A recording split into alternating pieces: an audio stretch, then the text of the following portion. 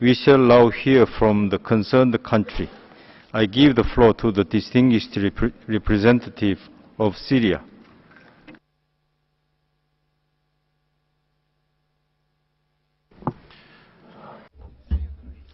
Mr. President, the draft resolution tabled before you, and after a war that has been waged for more than 5 years by terrorist organizations and also by regional and international countries, continues to be a means and a tool in the said countries to exploit the mechanism of this council for obvious political end.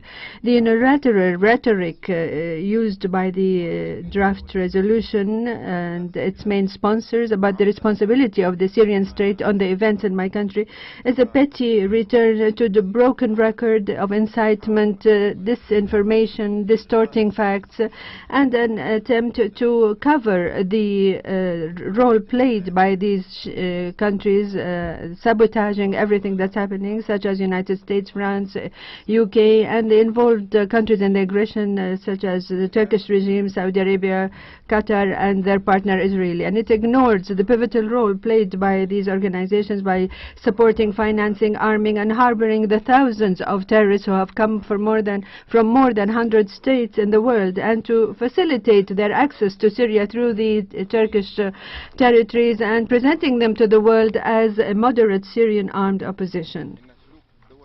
The behavior of the countries that have sponsored the draft resolution contradicts what they falsely claim as in the preamble of the resolution regarding respect of the principles of the United Nations, and it also contradicts the fact that there should be a political solution on the basis of dialogue. Here I should like to stress that the extension of the mandate of the Commission on the basis of a selective politicized standards makes it and its mandate a victim of the political agenda of the sponsors of the draft resolution. Secondly, keeping the situation of Syria on the session of the HRCs every session makes it another political bias design.